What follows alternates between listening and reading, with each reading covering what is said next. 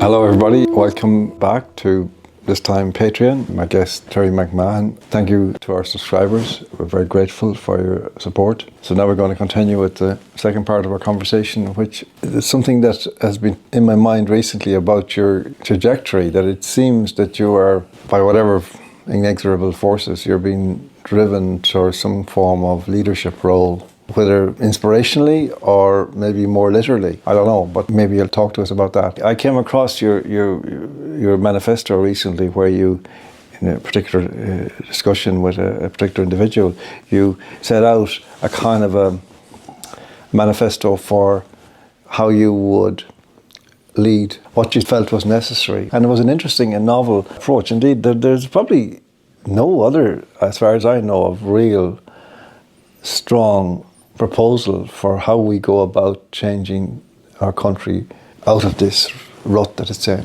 And you emphasise very much that the young people, involving them. You use the word revolution very interestingly in a particular way, democratic revolution. And you talked about the importance of media, of communication and so on, which is a particular thing of yours. What do you think is necessary most urgently in our society in order to begin a process? Do you think it's possible in the first place? And what's the first thing we need to address? Schools. Got to clear out the schools and the universities. Universities, when we were kids, to go to university was the most sublime aspiration there was. And it was an indication of, forward momentum and social hierarchical climbing and all that stuff. But it was also a magical place, a majestic place, a place where you go in to experience the unknown, a place where you'd be blown away by the intellectual rigor of the lecturers and your fellow students. And you would have an explosion of realization after realization about the profound insights into the world that you hadn't considered before. That's how I envisaged the university. It's a far cry from that now. Now it's driven by commerce and ideology. And if we have, again, I keep on using the phrase because I can't think of anything better, but if we exist in a society where we think it's heroic to convince children that they're born in the wrong body, and then consider it even more heroic to secrete them away from their parents and discuss adult sexuality with them like it's our secret, and how wonderful they're going to be when they finally find the courage to embrace the alternate self. What the fuck are these teachers doing having any of these conversations? What are any of these lecturers or teachers or anybody in positions of authority or power or education doing having these conversations? And instead of us asking that question, we're damned for asking it. The teachers are protected. The Irish National Teachers Organisation, they recently sent their Rothweiler lawyers after a newspaper printed an article, an interview with me. She's a woman from England who came and lectured the Irish National Teachers Organisation in Wexford at their annual gathering. And she stood there and she said, I'm paraphrasing, but it's effectively what she said. The video is available on YouTube for anyone to look up. Ellie Barnes is her name, Dr. Ellie Barnes. And she addresses the Irish National Teachers Organisation and tells them, don't be telling the parents what you're teaching the children. You're going to get 24 angry parents arriving. Nobody needs that. So she actually told them to lie to the parents about what they're teaching. And then she told them how to lie most effectively, and then explained to them that it's now policy, so they don't have a right to question whether or not they should be lying. And not a single dissenting voice in the room, not one teacher raised their hand to say, what the fuck are you talking about? So when we have children, and the parents of children convincing themselves that children can be born in the wrong body and be considered heroic for having surgery on that poor, vulnerable body, we're not going to be able to get anywhere. So I think it starts with the education system. And the recognition that this bullshit, fallacy, lie, fantasy, fetish, call it what you will. And again, if somebody identifies as trans, that's fine. If an adult identifies as trans and they want me to call them whatever they want me to call them, no problem. I won't be compelled to speak on a certain language, but no problem. But when you have adults who are using an ideological cancer to get to children, even the gay rights movement, at its very, very height, at its highest power, the gay rights movement always knew you do not go near the children. That was the absolute bottom line across the board. And for some reason, this umbrella bullshit came about and they went straight for the children. And they have captured the children, and worse still, they've captured the imbecilic, ideologically driven parents to convince themselves and each other and their community that somehow they're heroes of the revolution. Yeah, I mean, it's extraordinary to think that we went from a kind of a panic in relation to child abuse, and I mean, in some respects very much justified panic, but we went from that and emphasising that to the direct opposite, almost overnight, where suddenly the very same people who have been warning us about paedophilia and child abuse and so on, suddenly we're telling us it's okay for drag queens to go in and talk dirty to children. And then that with all these books with all these kind of bizarre sort of so-called lessons for children, which is none of their business. They don't need these until they grow up. But this idea that this is somehow, I suppose the logic they would use is something like, we don't want them falling into the hands of prudes and people who would suppress their sexuality and blah, blah, blah, this sort of stuff. But what I can't understand is how this suddenly flipped overnight. And the same people were out again saying the direct opposite of what they've been saying before. But again, look at the same people who claim to be our moral guardians or our moral authorities are the people who are allowing the highest number of homeless children in the history of the state to unfold exactly parallel to their claims of protecting children. Mm. So it's very obvious to call out their bullshit by proving they don't give a fuck about children. Whatever they're using children for, whatever their agenda is in relation to using children, I think in time to come we will look back in horror while we have some government-ordained investigation that will yield very little and accept the promise it'll never happen again. I think we'll have an investigation of how we allowed a tiny group of ideologically captured degenerates destroy a generation of children. That thought is a very comforting one, very reassuring one to hear. And a part of me wants to believe that. But another part of me chirps up saying, no, it's over. We're never going to get back that sanity. How would we? Because you talk about the education system and you're right. That's foundational. But nevertheless, in the immediacy of culture, every day, every hour, media is in another sense the primary problem. Because that's what's feeding into the culture, all the oxygen that keeps this stuff going. And vindicating and validating what these people are doing and giving them air cover so they can get away with their scummery. And those who question them can be condemned. I remember a library down in Dean's Grange or somewhere like that a few years ago cancelled Drag Queen Story Hour thing, and the Irish Times carried a headline, Drag Queen Story Hour cancelled due to homophobia. That kind of thing, it's disgusting. How do we move on all these? What does it take? Because you talk about revolution, and I think that document that you issued to Captain Kelly, but it's a very interesting. I mean, I agree with you. Revolution is, but I would say velvet revolution, like they had in Prague. That's what I feel we should be working towards. What they had in Prague in 1989, where you had, and the pictures are online and they're astonishing. Because what jumps out at me now about those is the contrast between those crowds, 1 million people in Winchester Square and the streets, surrounding streets, and the balcony on the town hall at the top, and Havel and all of these people coming out. And the people jumping in unison, literally jumping for joy. Not a single sense of aggression, violence, antagonism, nothing. Just beauty. How far are we from that? Well, again, let's play devil's advocate, or even just look at the paradox. The Velvet Revolution, Vaclav Havel was an artist, a great artist, brilliant writer, great humanist. So you had an artist leading the revolution. But the second thing we must remember is that the people who are involved in the trans movement believe that theirs is the Velvet Revolution. That what they're doing is the Great Awakening, the great civil rights marches of their time. And that's where it's interesting, because it's not that they're, I believe anyway, most of them are not going out to maliciously attack people. They believe, again, to use that phrase, that absurd phrase, they believe they're on the right side of history, because they're demanding history unfold in front of us in the present. So their indoctrinated fundamentalism is a badge of honor, is again, Velvet Revolution. So when we talk about these terms or these phrases, we've inverted the meaning of everything, subverted the meaning of everything. So now compassion is killing a child in the womb. Love is cutting a child open and creating an orifice in them for a vagina for the rest of their lives. What have we done to language? What have we done to meaning? What have we done to the idea of words like revolution? Now, I think that the politicians, we know they're psychopaths. It's easy to identify that now.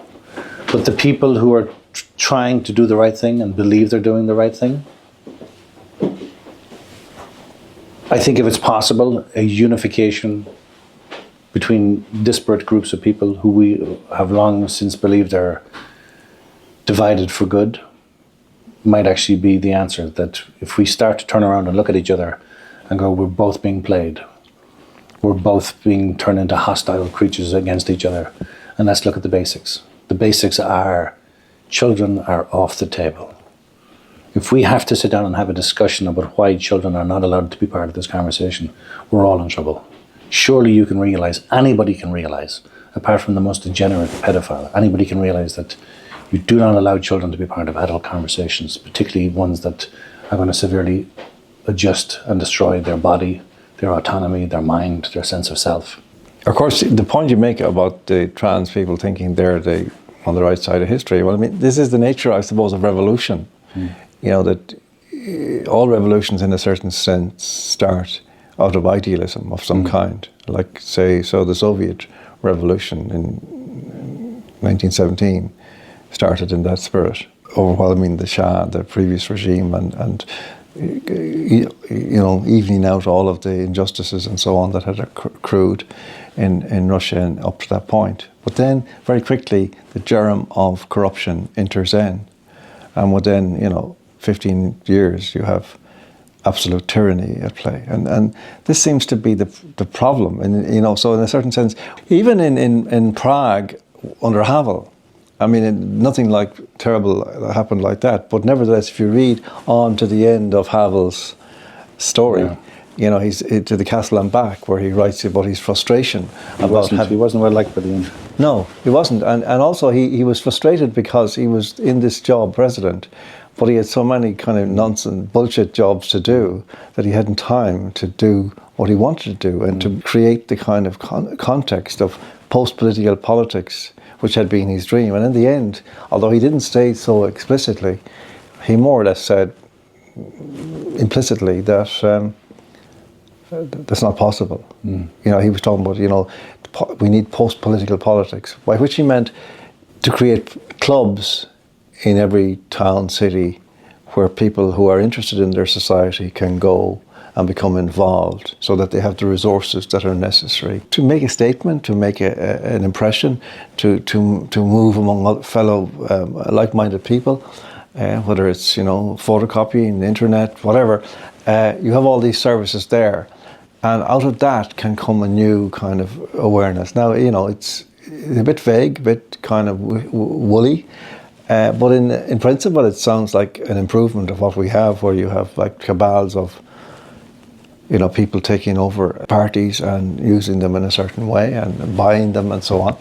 But, you know, he at the same time, he had to admit defeat. And I mean, the end of Vaclav Havel was really deeply, deeply sad, because he died alone in his holiday home, where he'd been for some weeks, completely on his own. And the only people he saw or the nuns from the convent up the road who came with his meals every day, and they found him dead.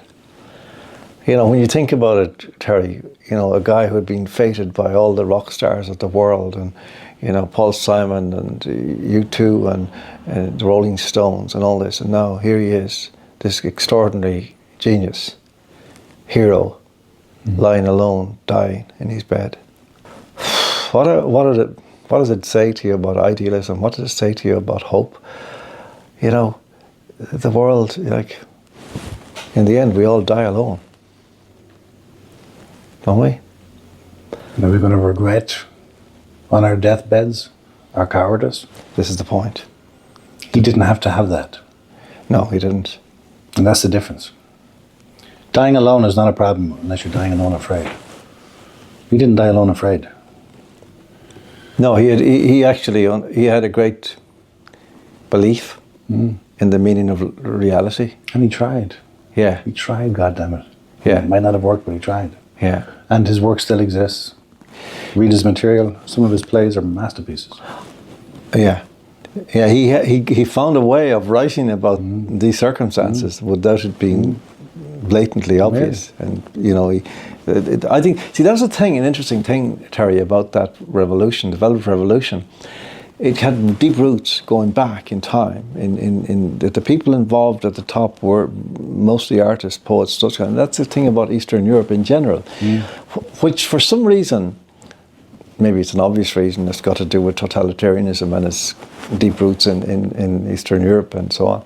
But that kind of mentality that was in the theatre and in the arts in those countries was completely different to what it's like in Western Europe, isn't it? Like, for some reason, even at the best of times, our arts and our culture were constructed in such a way as to kind of protect them from political responsibility, and that's a crude term, but, you know, from social responsibility.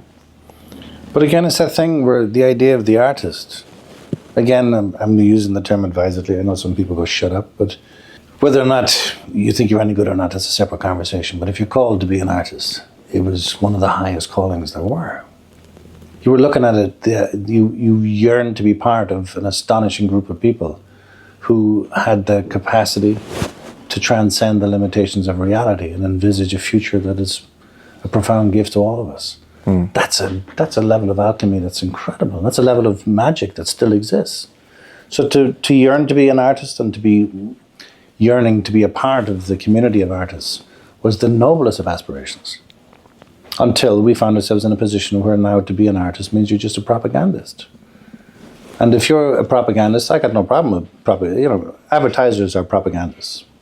But we all understand that the advertising business is a whorehouse. And in that whorehouse, whatever happens, happens, but at the end of it, we get this titillation of a minute. Art, cinema, television, theatre, novels, everything across the board, they were supposed to be always something entirely different. Their power to transcend our sense of our own limitations and create within us an aspiration to something higher. That was sacred and was always considered sacred. It's not anymore. Yeah, I think one of the great misunderstandings that they've managed to plant is this idea of politics. You know, of course, in peacetime, artists don't go on about, you know, elections or Fianna Fáil and Fine Gael and all that stuff, unless it's somehow a backdrop to whatever else is happening.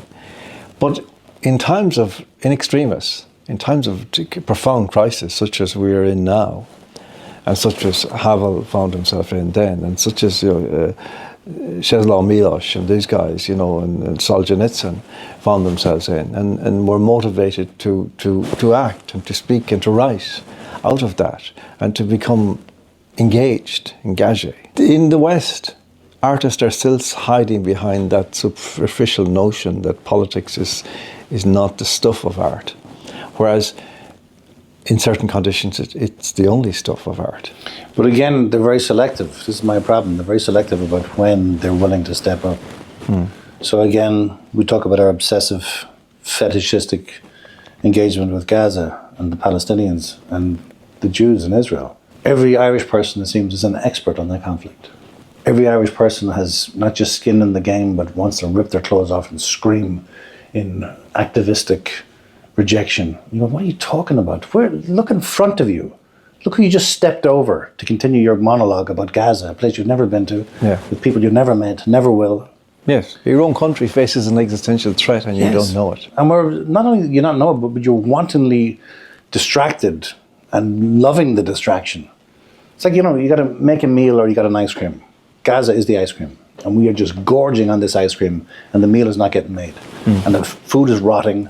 And this is going to cause serious damage. And we're still busy screaming about how beautiful the ice cream is. It makes no sense on any level.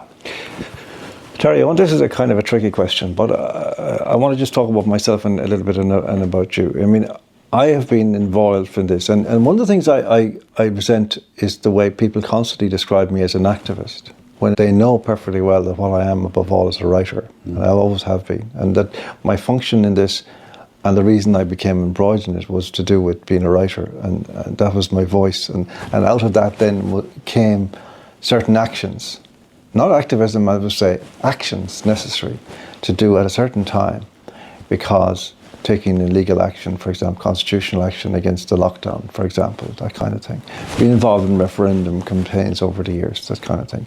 Because there are certain moments where I think the responsibility of the writer or the artist or the poet, or whatever it is, the uncreated conscience of our race, as Joyce talked about, and whatever that means.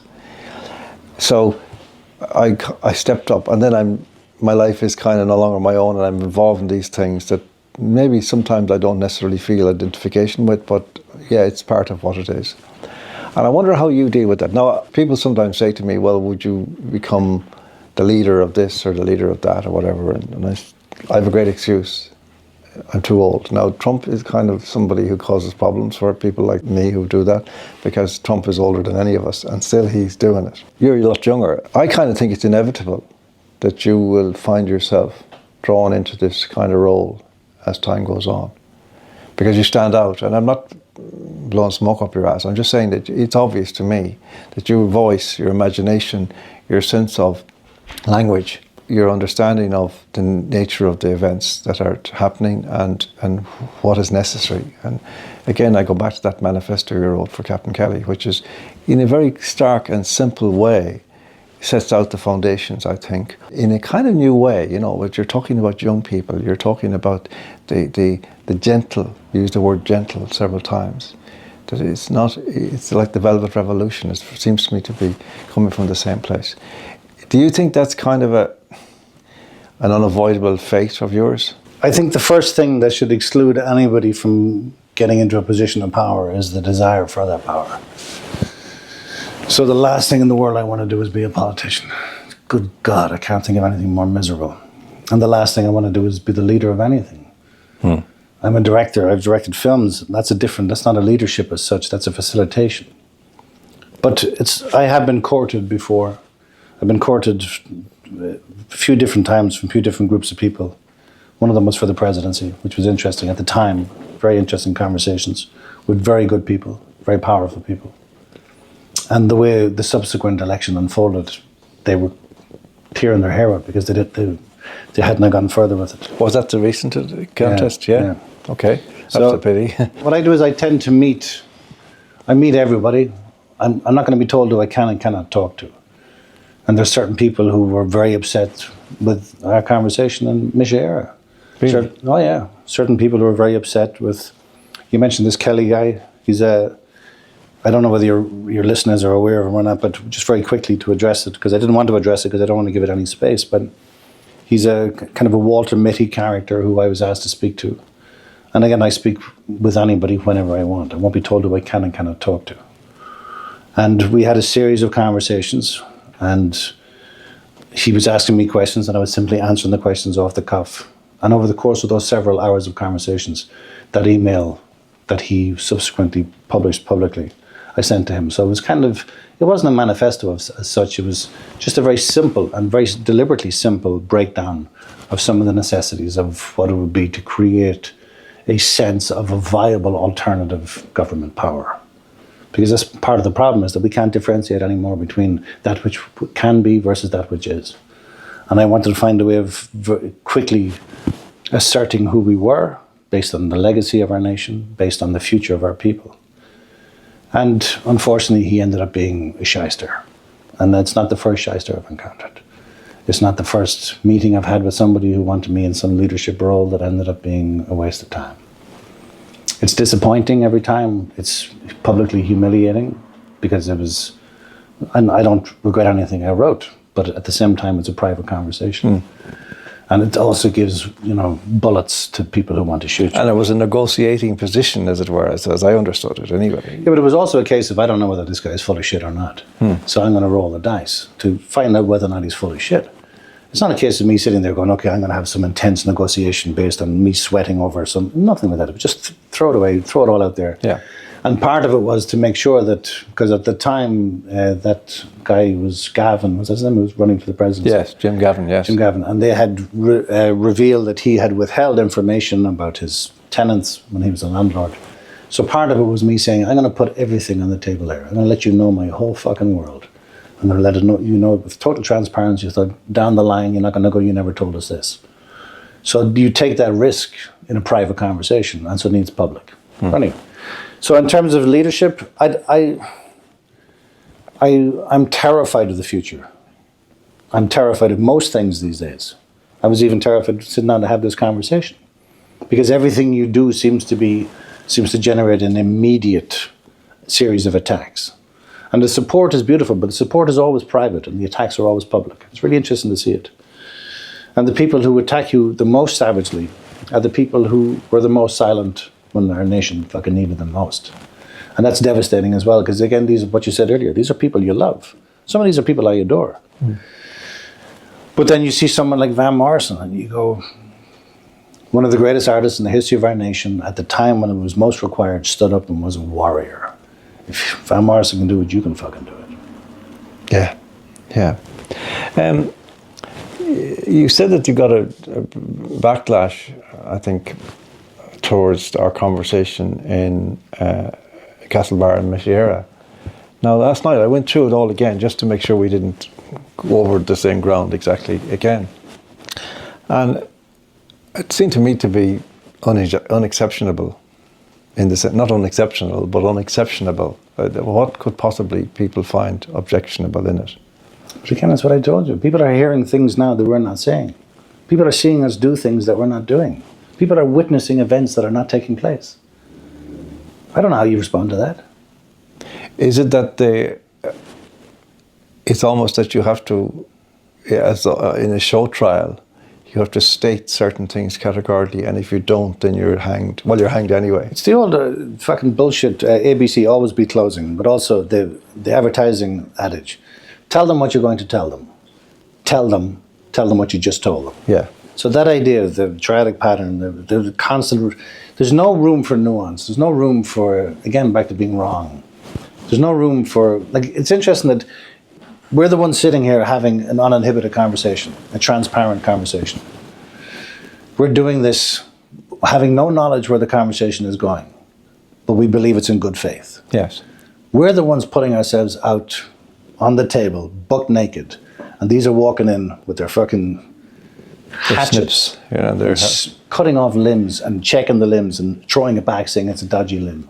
And you're looking at them going, what is it you're doing? What, of all the people in our culture and all the people in our society to be attacking, the fact that two gimps like you and I are fucking top of the heap is absurd. It is a bit, yeah. Where is all this misguided rage when it comes to the people at the top? Suddenly it filters out very fast. Well, suddenly they become inarticulate. Well, this is the thing that amazes me, Terry, in relation to what we call the resistance. You know, I've been accused of being a Freemason, for example, which is the most laughable thing that I can possibly think of, you know. For example, that's just one thing. By people who don't seem to have a lot to do with their time, and they're claiming to be on our side. I say, why don't you attack the government? Why start attacking people on ostensibly your own side? But then that brings me to the kind of point. You just then wonder, the next thing is wonder, are these people planted there for precisely this purpose? Is this infiltration? Are those responses that you received all orchestrated in order to deter you and scare you into a new silence? Well, I would suggest it's even scarier than that. So I keep on hearing this phrase, controlled opposition. Apparently I'm controlled opposition. I'm also a Freemason, but I am a Freemason, just so you know. Whatever handshake I need to give you. Yeah. I don't know what a Freemason is, much less be one. No.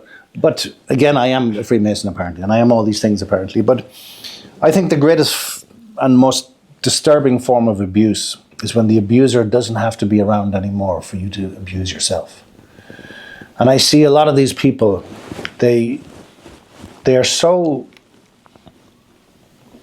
obsessed and passionately obsessed with doing the right thing that the lie would be so easy to believe if it justified the trajectory that you're going on in terms of your rage. So whatever somebody says that you're a Freemason, I don't know whether you're a Freemason or not, that's your business. But if someone says you're a Freemason and it gives them currency in that tiny little moment of the reveal of this information, they are suddenly powerful. They are suddenly now part of the activism. And you go, no, you're not. Not only do you know it's nonsense, not only do you know that what you're doing to yourself is damaging, but your addiction to it is totally in service of the people in power. So that's why, like, one of the things it's interesting to see our Minister for Finance jump ship there the other day, Pascal Donoghue, for a 600 grand a year job. But when you're watching him, his last big action was when that little boy died of scoliosis and our Taoiseach vanished like the coward that he is. Who came out and spoke in his defence? Pascal Donoghue. So he had to fall on the knife. He had to do one last act, whatever it is. He had to say the unsayable. He had to speak the unspeakable. And he had to defend a man who let a boy die. And his response was, nobody cares about children more. I've never met a man who cares about children more. So we know he's lying. He knows he's lying, but he's playing it. It seems to be the last action he's doing in government. Now he's gone. He's replaced by who? The same man that he defended. Now, it's not a case of college that you mentioned earlier. I don't think college is the issue. People say he's never had a fucking job a day in his life. He never worked a day in his life. Now he's the Minister for Finance and the Taoiseach. He never worked a day in his life. So when you see those things unfolding, it's almost impossible to attack that. So it's much easier to go, John Waters is a Freemason. John Waters is controlled opposition. John Waters is fill in the fucking blank. Because now you feel like you're part of the world, as opposed to this one which is untouchable. I had a terrible experience there a couple of minutes ago, Terry, when you said you don't know whether I'm Freemason or not. And then I realised that I had my hands joined like that. Yeah. There's all these shit. Oh my God. Yeah. Listen, I'll join the fucking Freemasons. I'm going to have to get these hands cut off or something. You know? Yeah, that's the only thing you deserve. They keep doing stuff without me even knowing what they're doing. You know, they just seem to like winding me up. But it's just a thing struck me there when you were talking, Terry, there, that, you know, we're in this awful situation, like where all of these things are happening to us now, and we're in the like, you think about the future.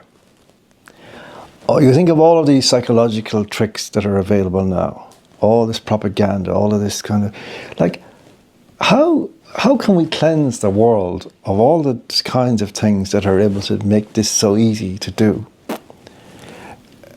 Which seems so. I mean, I take your point about the education system. My point about the media. But before that, there is all of this voodoo available now to powerful people through channels that really are impossible for the ordinary person to check or interrupt or control in any way, even in their own lives, never mind in their children's lives. Like, the world is in deep, deep shit going forward, unless these issues are addressed. And in effect, it seems to me, and I don't like talking about banning anything, but it seems to me that things like behavioral sciences, psychology, all these sciences, which have many good aspects, have created so many problems in the world, and are so difficult to counteract, that we may have to really seriously think about them, in the same way as there are certain kinds of technology that if we, whoever we will be, ever get control, whatever that means, of whatever, we need to say, well, actually, that technology is not conducive to the betterment of the human species, and therefore it should be buried in a 20-foot hole. The world has kind of slipped ahead of the human race in ways that we can't don't seem to be able to pull back. Like, there are certain of our number who seem to have kept pace with technological developments and to acquired ownership of it. And now they're in the position of being, in effect, God on earth. Mm-hmm. Or it's interesting. I love the way you phrase it there, but slipping ahead of the people. But if we're going to get simple and stupidly simple, ban sugar, ban pornography, ban counsellors. I think the three of those combined are doing more damage on a daily basis than all the other shit combined. I think counsellors, psychiatrists, psychologists, child psychologists. Again, I know some counsellors, and there's a couple of them are superb, but most of the rest of them are people you should never let near a child, much less an adult. Those people came from, again, back to World War II and back to studying human nature in relation to the claim of helping it along, but in fact using it, Stanley Milgram, all these kind of things. But when we look at children now, children are told from the earliest age that their vulnerability is weakness as opposed to complex. They're told that their weakness has an immediate fix if they agree to this, that, and the other. So the pharmaceutical companies' wet dream is from the cradle to the grave. Have us on everything from the cradle to the grave, even before we come out of the mother. So you have children now who are trained in how to blame, trained in how to negate all responsibility, trained in how to fetishize their own emotions, trained in how to scream and wail and throw a tantrum if they don't get what they want, by somebody who has them on the hook for 120 quid twice a week for the next 10, 20 years if they're lucky. It's not in the interest of child psychologists or psychiatrists or psychologists to fix anybody. It's like Weight Watchers. If Weight Watchers worked, they would be out of business. We are telling children that their fanciful, small, personal, self-aggrandized ideas of self are the single most important thing in the history of humankind, and everything else can go fuck itself. It's idiotic nonsense. But we're creating a bunch of ill-equipped narcissists who will turn and blame their parents for everything they ever gave them, and will find reason in society to either hook up to a prescription drug or an illegal drug. Yeah. Generations that are actually terrified of everything, of living, of dying, of everything in between. But also been told that their terror is somehow a great characteristic. This is the point I'm making, is that I'm being slightly facetious about the sugar and the porn and the counsellors, but that idea of, you put the three of those together and look at the damage they do on a daily basis across the world, and the damage they do in the pretense of pleasure. So the damage the sugar does to your entire system, the damage that pornography does to your entire soul, and the damage that these crazy fuckers do to your mind. The three of those combined are destroying us. It's like as if, that the human desire is completely misunderstood at some level in our culture. And that, because there is a kind of an iron law. I think St. Augustine expressed it in the phrase, everything eventually turns to disgust. What he meant by that was that everything that attracts us, we get too much of. It disgusts us. So that the desire of humanity is never satisfied. It's incapable of satisfaction in itself. Therefore, as he said, our hearts are restless until they rest in thee, which is the fundamental religious idea, I guess. But even, let's go back even a step further. The mother of my kids, she's a lactation consultant and a midwife, and an amazing one. She's brilliant at her job. But every day there's women in the hospital who should be having a natural birth and are not having a natural birth because of time constraints, because somebody has to be at the golf course at 3 o'clock. And those children have been cut out of their mothers. The entire birthing process, the most vulnerable life form, has now been replaced by the most mechanical and medicinal birthing process. And the damage that it does is incalculable. And women, the first thing they do, they're handed a bottle, milk made out of powder by the same pharmaceutical companies who are selling us the other shit. How is anybody giving a man-made powdered milk to a newborn baby? And yet not only is it done every day, it's suggested that it's somehow more beneficial than breast milk. Yeah, and then you have the injection still going on, which, despite the fact that out there's a growing consensus and chorus of people who say these are extremely dangerous. Of course. And doing severe damage to children. Why would anybody want to do that to their child? But, you see, Terry, you understand this, but let's spell it out, because it's such a trap. You know, the parents, unless they're very well briefed themselves and understand, and even when they are, there's always a sense of risk in eschewing the vaccine and saying, no, we'll go it alone. Because it's not even just the social aspect that, you know, they'll condemn you for having failed to vaccinate your own children because they're therefore a risk, blah, blah, to other children and so on, which is nonsense, as has been established. But there's also the fact that, you know, there's almost a superstition arising in the mind and the heart of parents on account of the consensus that surrounds them about these issues. So that at some level, it's totally irrational. They become terrified. Well, what if my child then gets mumps or measles or whatever and I haven't vaccinated, and then something terrible happens? They, in this situation, feel that in a certain sense, it's preferable to take the vaccine, and if something goes wrong, then it's not their fault, really. It's the people who created the vaccine, it's the state, it's whatever. You know, you need an extraordinary level of knowledge and independence of thought as a parent to be able to go through with what is involved in making the decision to say no.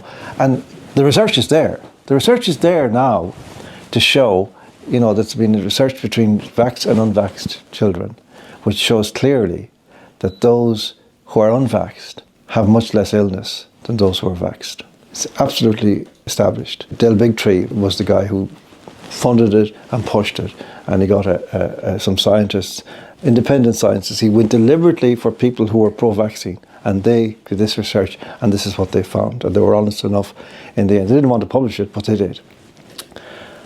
So the facts are there. The facts are in. And yet the culture is still in place around the head of every parent, every pair of parents, you know, faced with this dilemma, do I not, and do I or do I not? And then they're subjected to the coercion, the soft, passive-aggressive coercion of the professions who surround newborn mothers. Mm. And they're trapped. And so they have to just cross their fingers and go on. That's hell. What you described there is hell. Hmm. And again, you're talking about the facts being in. The facts were in about our Taoiseach and what he subjected that poor child to as he died a horrible death. And his parents started a campaign of truth. All the facts were in. And then suddenly somebody makes a bomb threat. And suddenly he and his little children are the victims.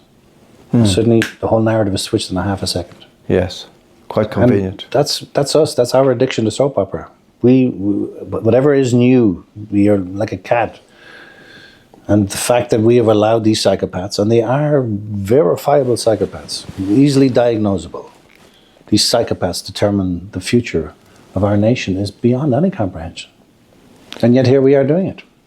They seem to have crept into every single nation in Europe, in the West in general. Mm. I mean, let's leave beyond that, you know, for another day. But in Europe, across all the countries of Europe, in Australia, New Zealand, we saw this in the COVID period, the absolute fanaticism of these guys. How did this happen? How did all these guys gravitate towards power, towards politics? Well, it's interesting because, you know, we all know about the WEF and we all know about the Bilderberg meetings. We know about, you know, what I know is already disturbing enough. So I'm terrified to know what I don't know. But again, it's back to that original thing about somebody who's compelled toward power. It's the very reason why they should not be allowed near it.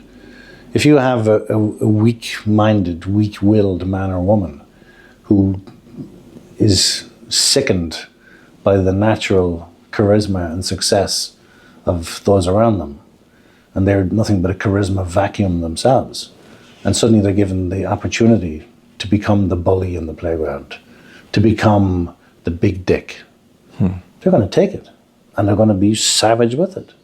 And they're going to be psychopathic with it as well. No empathy, no interest in consequence.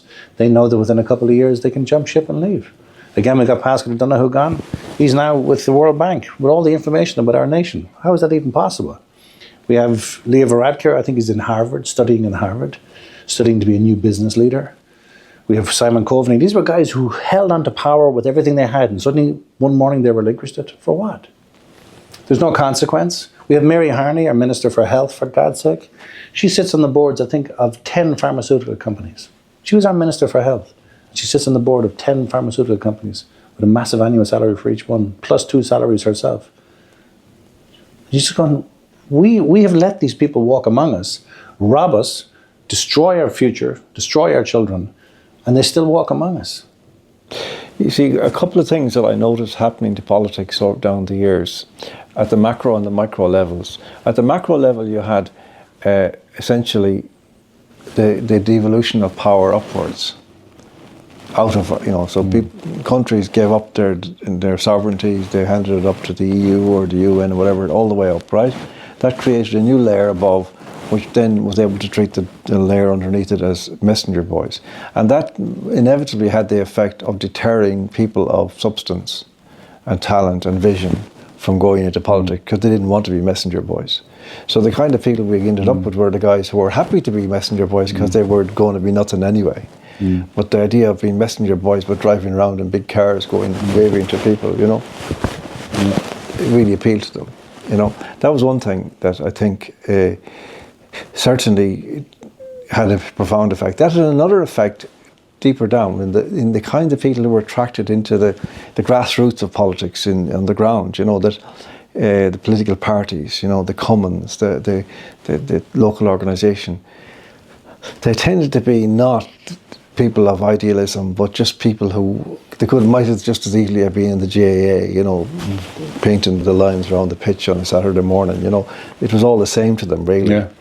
So that politics lost its visionary aspect as it became really a kind of a clerical position, really, in society that was nothing to do with anything. But then what actually happened was that these people were given the roles of implementing tyrannies.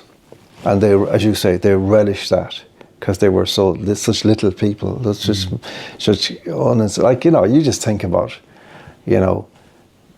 Simon Harris, Sean Lemass, discuss. How did it happen? Taoiseach Sean Lemass, yeah, it makes sense. You can argue about his policies and all that, but he was a brilliant guy, a brilliant leader. Simon Harris, Micheál Martin. And here we are in this, after years and years of talking relentlessly about progressiveness, we're going backwards at a rate of knots, unprecedented. Well, we knew that was going to happen. This whole DEI, the idea of defining anyone by their skin color, their sexuality, their genitalia, you just go, surely the inevitable outcome of that. It's going to create division. It's going to go full circle, and the very people who you claim to be trying to protect are going to be made vulnerable by it. Anybody can see that. And yet they rapidly implemented it. So across the board, all these things that they're implementing, the sex crime is up higher than ever. So they're going into schools, supposedly, again, these people who claim to have the moral certitude to be superior to us, they're going into schools to teach children about sex crimes, and yet the sex crimes are going through the roof. Yeah. So who's fucking doing what exactly? Another one as well is the gender quotas thing, which has had the direct opposite effect to what they claim to have wanted, which is to elevate women. It now has created a situation where any woman in any senior position is treated with suspicion because she is assumed to have got this job on the basis of gender quotas as opposed to ability. And that has completely undermined the authority of women in positions of power. Well, in terms of Irish film, I spoke to several female directors. I wouldn't call them female directors, I call them directors. Brilliant, brilliant directors. But female for the purpose of this conversation. And in Screen Ireland, they had this Waking the Feminist, they call it. It was started with the Abbey Theatre. It's a 100-year celebration of Abbey Theatre, and they had no female writers. So somebody with justification went, this is wrong. Women need to be represented in 1916, 100 years later. Of course, she's right. So they ended up including a couple, whatever, and they gave the theatre for the day to these women to step up on stage and air their grievances. And again, like in all these scenarios, the political ones were very aware of the moment and they grabbed it with everything they had. And the girls who actually needed it were forgotten immediately. But that's standard. That's nothing to do with gender. But now fast forward a short time later, Screen Ireland implemented the same policies. Nobody had any problem with Screen Ireland in relation to gender split or gender quotas. But they rapidly embraced it, and the president of the Screen Ireland, she wanted it to be her legacy piece. So suddenly we're now in a situation where I've spoken to these women, they said they're horrified at the idea of being defined and reduced to their genitalia and being reduced to a category as opposed to being a total equal as an artist. And yet they can't say that publicly because they would have their funding pulled in a heartbeat. So it's not just a case of people knew what was wrong, knew it was bullshit when they were implementing it, but nobody who really was horrified by it could speak out because they wouldn't be able to pay their mortgage next month. Is something similar happening? Because this is something I don't personally understand. How feminists fought for equality for years and years. And now you have, hairy arse men entering sporting competitions which were exclusively for women before, and necessarily and obviously so, and winning them and going around the place being congratulated and applauded and even by feminists. Some feminists, only a small minority as far as I can see of feminists who say nonsense, forget it, no, it's not happening. But it is happening. And we're only like a heartbeat away from a situation where in some event in the Olympics, the 100 meters women's freestyle, blah, blah, whatever, 3 hairy arse men will step up at the end, up to the podium. One will go on the number 1 spot, one will go on the number 2, and one will go on the number 3. And they'll stand there proudly and everybody will go. Like, is that not the final derangement of our society? Again, and this is not to shit all over people who identify as trans. And that's, as adults, if you identify as trans, I'd protect you. I would go down the line for you. But if you're somebody who identifies as trans, and by the way, I don't think it's trans people, to use that phrase, I don't think it's trans people that are causing the problem. I think it's trans activists who are an entire... There is a difference, yes. They're a malignant, malicious bunch of motherfuckers. Yeah. Whereas trans people... But Kerry, also, there's an awful lot of people claiming to be trans who are there by virtue of contagion, because of suggestibility as young people, they're... I remember we did it, during lockdown, I did a speech, and I was, again, scared to do it, but again, I was so afraid, I thought, okay, you have to do it now because you're that afraid of it. But I talked about this unknown character, Barbie Kardashian, who'd been sent to Limerick prison. That was during lockdown. Now look at the consequence of him being freed, and the idea that there are women out there who's insisting that he is a she. And this is a man who has spoken publicly multiple times about his fantasy to rape and kill and murder women. And yet there are women out there who think it's more important to be ideologically on the right side of history by saying this man with a cock who wants to rape and kill women is a woman. The damage they're doing to women, the suffragette movement would just look at this and go, this is the greatest psyop in the history of humankind. And yet at the same time, we have men and women who walk around, who are lovely people, who want to be somebody else. That's all fine. But why has this been brought into children's schools? Why has this been brought into government departments? Why has this been brought into banks? Why is this on every single street corner you see and in every building you enter? Why is this relentless, obsessive pushing of a trans agenda? It makes no sense to anybody on any level.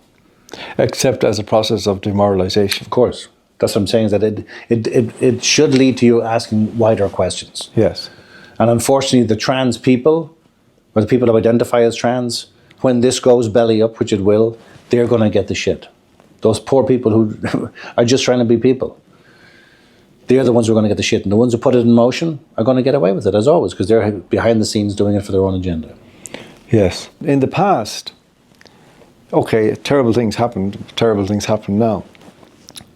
And we tend to hear about the terrible things of the past more than we do the terrible things of the present.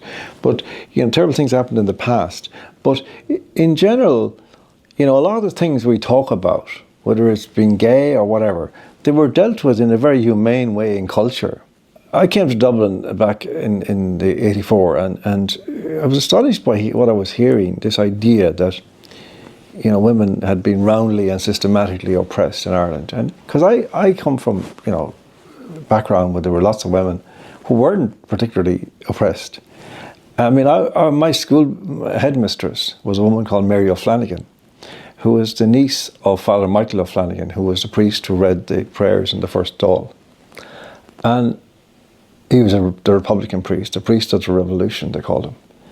And she was absolutely like an extraordinary woman, like such as you would never believe if you listened to the radio and nothing else for the last 30 or 40 years. You couldn't have believed this woman could even have existed, and yet she did. She was completely independent. She had started her own school for boys, because there was no school for boys, for secondary schools for boys in the town, and she had run it herself and with her sister, and she was extraordinarily powerful in her. You know, I've often said to people, well, to explain Mary, we used to call her Mary O, that was her name, Mary O. She was legendary. But I said, well, okay, imagine there's a dinner party, or no, a reception, a wine reception, cheese and wine reception, and for whatever, it's a new history book or something, and for whatever reason, Margaret Thatcher is there, and Mary O is there. And they just happen to drift across to the floor, and they end up talking to each other, and they start talking. So within about 5 minutes, Margaret Thatcher would be cowering in the corner, terrified of this woman. She was so smart, so emphatic, so clear in her outlook, so unapologetic in her expression. And she educated like the whole generations of my townspeople, boys. A few girls as well, but very few girls went there because this convent was up the road. So I kind of always find it a little bit hard to listen to this stuff and assume that all women were kind of, you know, under the table, terrified, you know. I know terrible things happen in all families, and all things happen, you know, in not all families, but in some families, in life, that's the way it is. But the idea that, you know, you can universalize a personal perception and not allow for the fact that actually there's another truth, and other truths, multiple other truths there. That seems to be a huge thing at the heart of this kind of victim culture that we've generated. Which I remember talking to you, when the first time we spoke, I was telling you about the phrase which I used, which I'd come up with actually something like 30 years ago, maybe more, about what I sensed to be happening then. What I call it the culture of the omnipotent victim. Right. You know, brilliant phrase. And it's still there. Nobody's stolen the phrase yet. I wish they would, you know, because it deserves to be stolen. You know, I mean, lots of inferior things get stolen. It's a good phrase because the victim is now all powerful. If you run into difficulties with a victim, either as an individual or as a group, you're in big trouble. They'll destroy you. No matter how powerful you think you are, they'll destroy you unless you have a unique kind of power that somehow it relies on something more than simply your voice or your, you know, moral authority, because that will be destroyed. They will destroy your moral authority. They will destroy your voice. They will destroy you personally, and they will put you in the skip of history. And I find it extraordinary that you know, this has been going on now for 30 years, creeping up on us. And yet, it's not recognised culturally as a thing that we've done to ourselves by licensing victimhood over all other characteristics, other descriptions of human beings. But what's even more disturbing about it is that professional victimhood does not require you to have been a victim. So actual victims have been replaced by professional victims. And what they're doing is, if you're a professional victim, there's nothing that you won't use to attack. And there's nothing that you won't use to justify your prejudice and justify your position. Because as a professional victim, that woman you described, your headmistress, she would be the enemy to the professional victim. They would despise her. Because they need to have a constant justification for their narrative right in front of them. So they reach for times in history.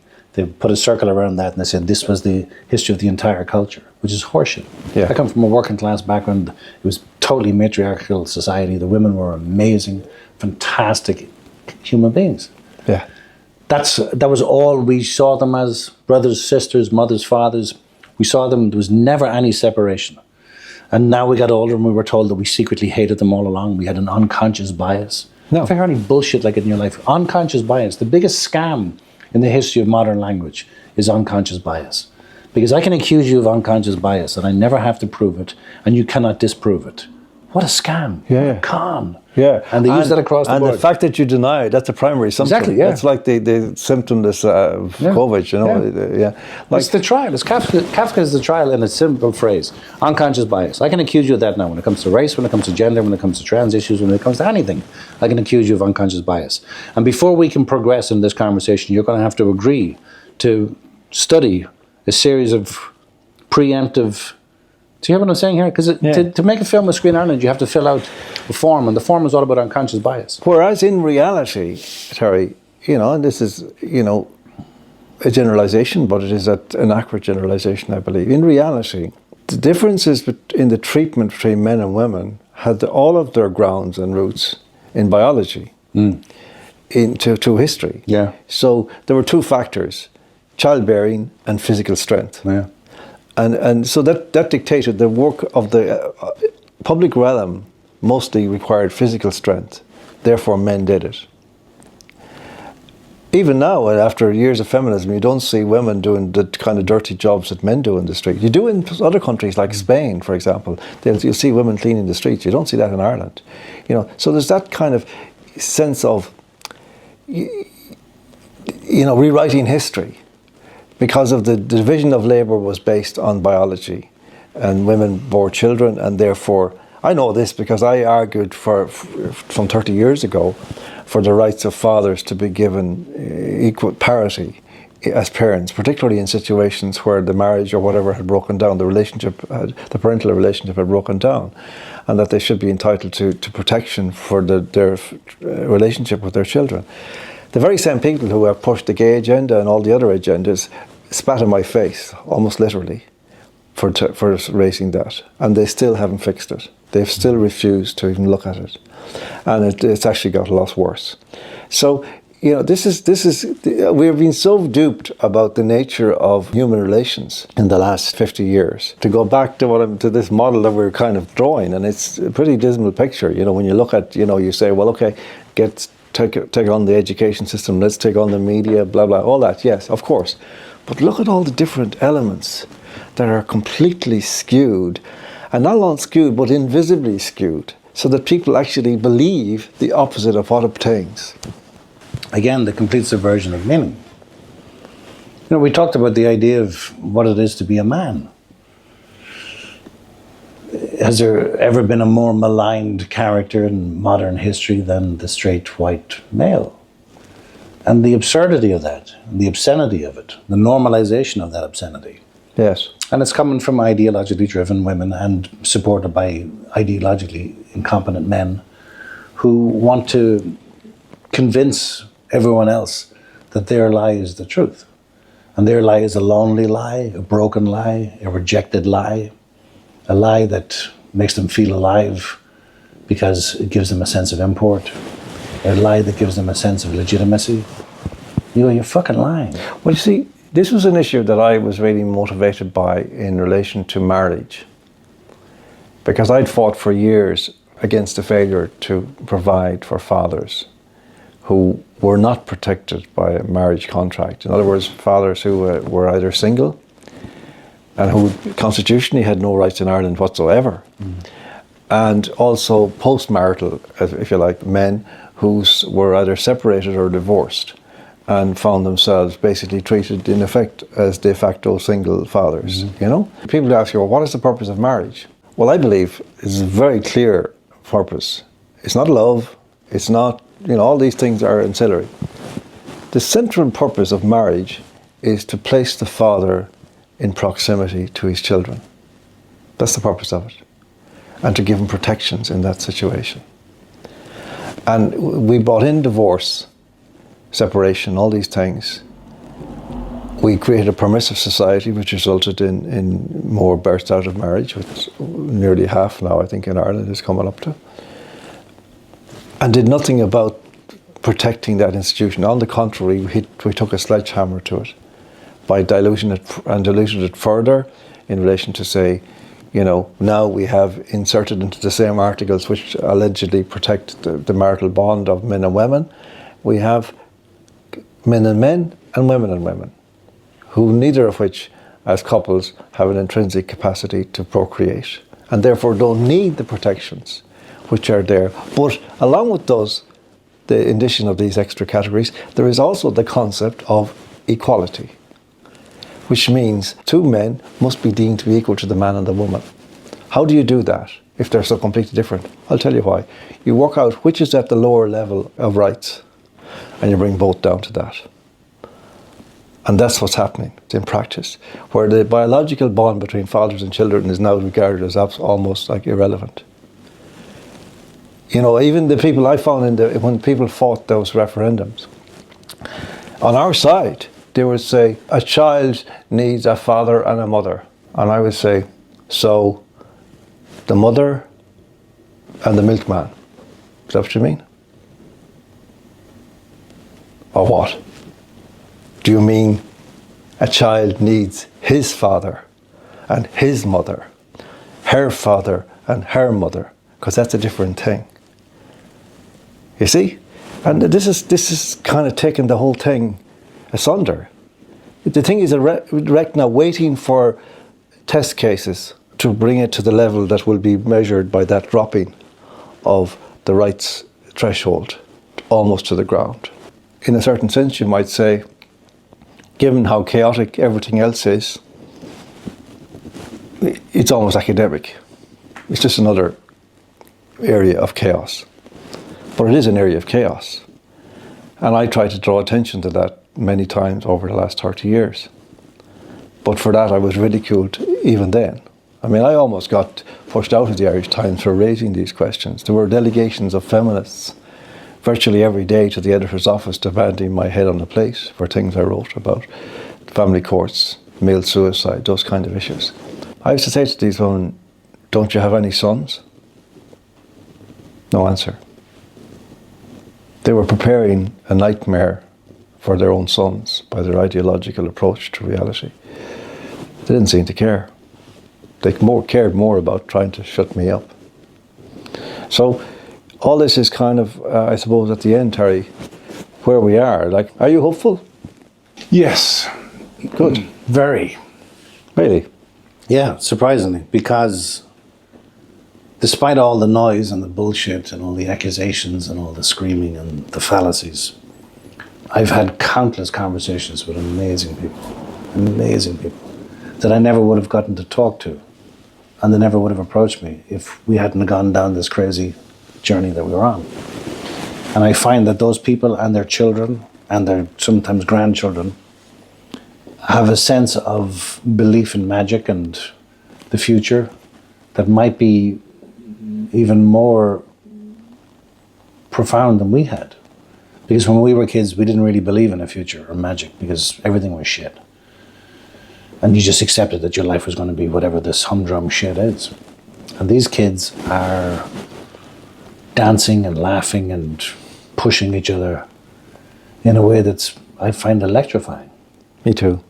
Really magnificent. And if they are the future, then maybe all our fuck-ups that we let happen, maybe they'll just sidestep it and show us how powerful they are. And as for yourself, Terry, just finally, I mean, do you have a sense of history invading your life? By that I mean, I have this sense that, you know, my life seemed to go on for a long time, just kind of come say, come sa, you know, it's all just goes round and round and round. And then this thing happened in 2020. And I certainly didn't welcome it in any way. I hated it. I still hate it. And I still am appalled by it. And yet, it has caused my life to suddenly acquire almost like a, you know, like a screenplay sense of denouement, you know, or of crisis followed by catharsis, or whatever it is that happens.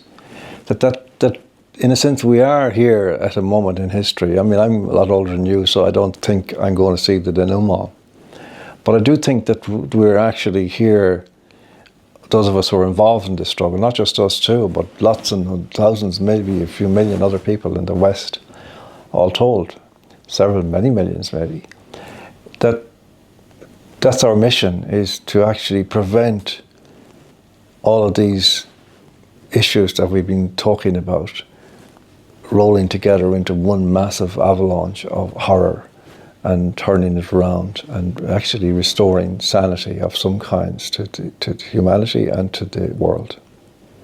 Do you think that's real, or is that a bit conceited of me to think like that? No, I think it's beautiful. But you know yourself, you mentioned in screenwriting, and the function of, again, just for your listeners, they might understand what you mean by catharsis in this context. Your life and my life in similar parallel in this regard. You suddenly are spun out of control. All the rails you were on that were fine, you're suddenly taken away and you're gone. But they say that in screenwriting, you have a major turning point in a screenplay. And it's where the character's sense of self and their place in the world is turned 180 degrees. And where of their own volition, the decisions they make, the actions they take, and the consequence of those actions means they can never return to being who they used to be. And they have forever altered their destiny.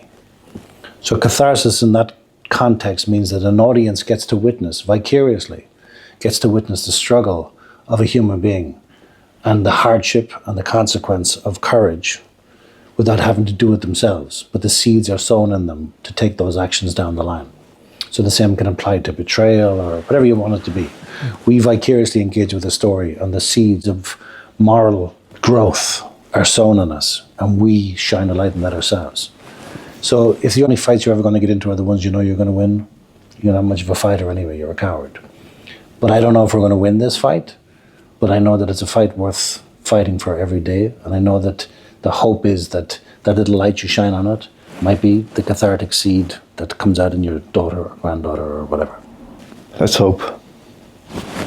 Cheers. Thank you.